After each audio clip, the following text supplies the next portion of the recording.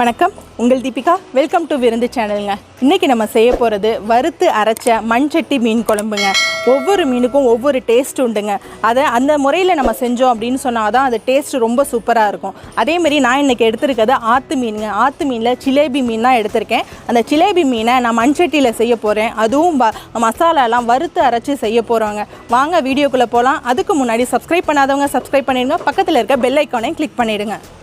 வறுத்து அரைச்ச மண்சட்டி மீன் குழம்பு செய்ய தேவையான பொருட்கள்: சுத்தப்படுத்திய மீன் 1/2 கிலோ, பூண்டு 10லேருந்து 15 பல் நசுக்கி வச்சுக்கோங்க, சின்ன வெங்காயம் 1/4 கிலோ, தக்காளி 1, மிளகாய்த்தூள் 1 டீஸ்பூன், மஞ்சள் தூள் 1/2 டீஸ்பூன், புளி எலுமிச்சைப்பழ அளவு, உப்பு தேவையான அளவு, கடுகு 1 டீஸ்பூன், வெந்தயம் 1 டீஸ்பூன், கறிவேப்பிலை சிறிதளவு, கொத்தமல்லி விதை 2 டீஸ்பூன், வரமிளகாய் 5, சீரகம் 1 டீஸ்பூன், பெருஞ்சீரகம் 1 டீஸ்பூன், மிளகு 1/2 டீஸ்பூன், துருவிய தேங்காய் 1/2 மூடி, நல்லெண்ணெய் தேவைக்கு ஏற்ப.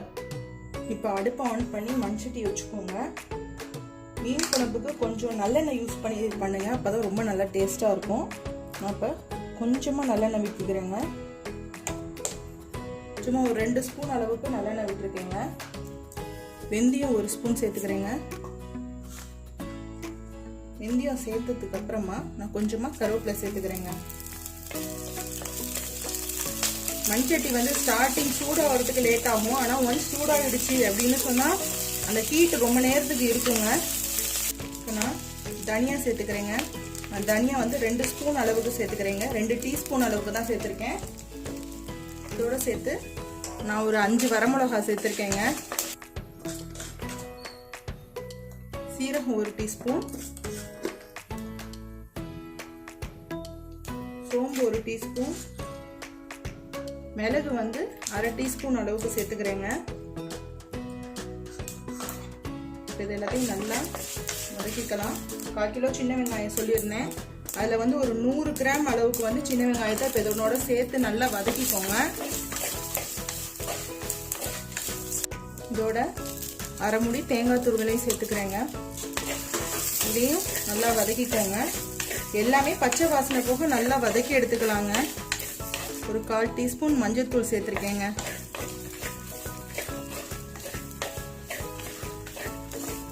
மஞ்சள் தூள் சேர்த்து நல்லா வதக்கிக்கோங்க.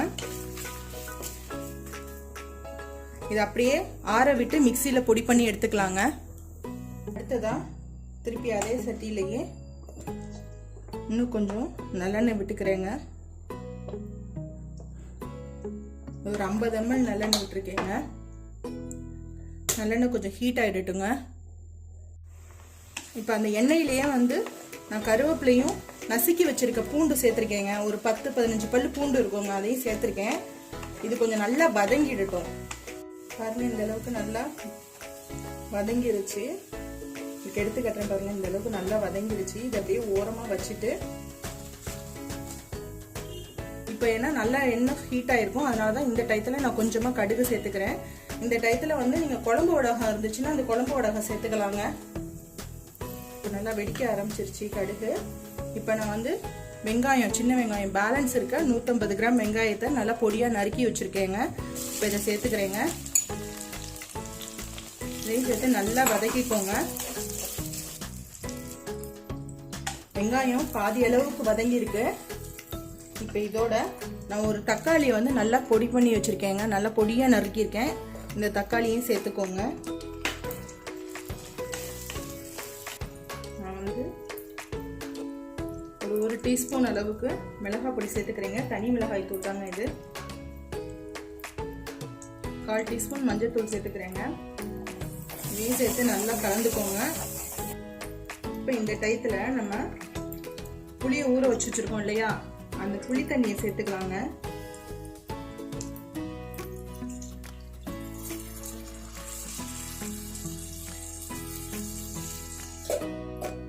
இந்த புளி தண்ணியும் கலந்து விட்டுக்கோங்க. இப்போ குழம்புக்கு தேவையான அளவு உப்பு சேர்த்துக்கிறேங்க.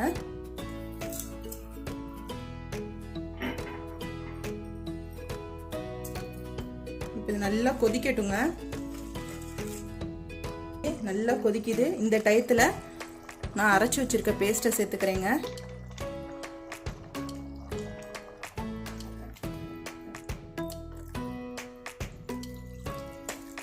குழம்பு எவ்வளோ அளவு வேணும், நிறையா வேணுமா கம்மியாக வேணுமா அதுக்கேற்ற மாதிரி தண்ணி சேர்த்துக்கோங்க.